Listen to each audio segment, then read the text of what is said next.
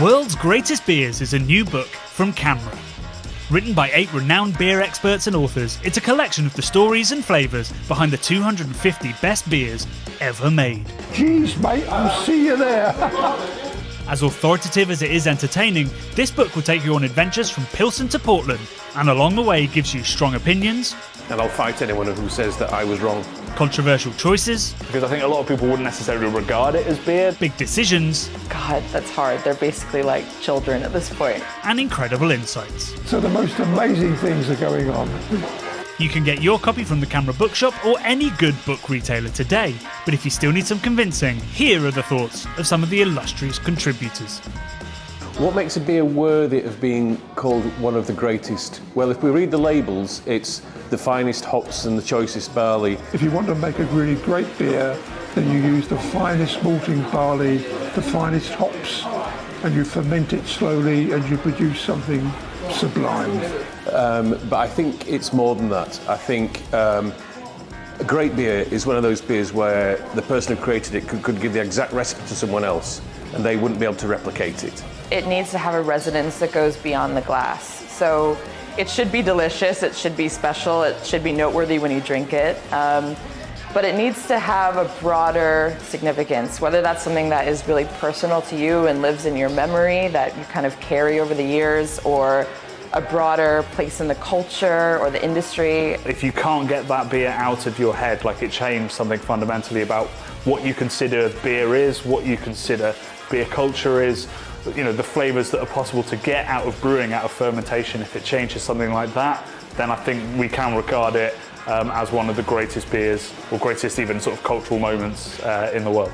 The beer that I would drink again and again and again is my answer. If I could only choose one beer from my selection, it would be, by sheer good luck and coincidence, this one, which is Timothy Taylor Landlord. Golden Promise malting barley from Scotland and Styrian Golding hops from Slovenia. I would say that it's the beer that surprised me most, and that was the non-alcoholic beer. I first encountered this beer blind judging in a competition. It must have been 2020 because it was a lockdown blind judging at home, and it completely blew me away. I'd never tasted anything like it. It was just like a full-flavoured, full-strength IPA, but no alcohol. It's from Athletic Brewing Company. It's called Free Wave, and it was absolutely staggering. That one surprised me more than anything else that I chose in the book.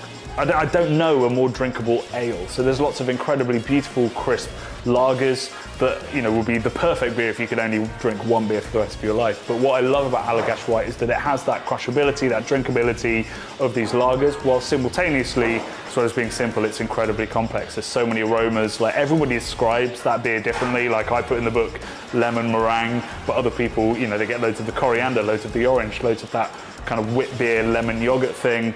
If it's like I'm on death row and I've got one beer and that's going to be my last beer that I ever have, then it's going to be Orkney Dark Island Reserve, because I'm going to spend most of whatever time I have just sniffing its gorgeous aromas.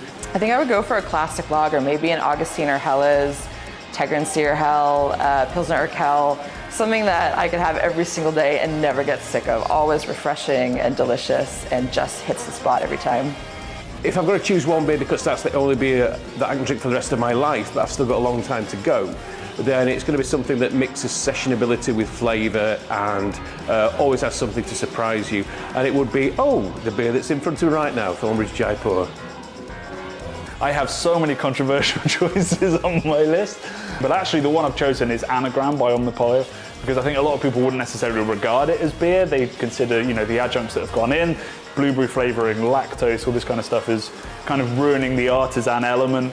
It's just the most incredible sensory experience to drink that, to have all of those incredible chocolatey flavours, all of those incredible caramel flavours, all the dates and the raisins, all stuff you get from a Great Imperial Stout, but on top of that, just a bucket load of blueberry and sweetness. It is absolute dessert in a glass, and if that doesn't make it beer, I don't want to know what beer is.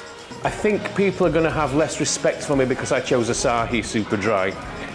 because how on earth can you put an evil old macro lager into a book about the greatest beers in the world? I don't know if CAMRA have ever done that before, but it stands its ground. I went to the brewery in Japan.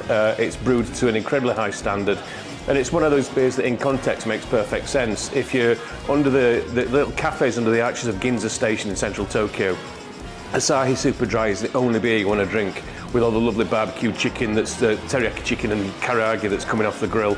I think people should buy this book because there are a lot of kind of top beer roundup books out there, but I don't think any of them have this kind of personality and perspective. We're different genders, we're different ages, we've had different experiences, we're from different countries, and so while there was a good bit of overlap in our selection, there's a lot of difference as well. Most of the beers that we all chose, only one person chose them.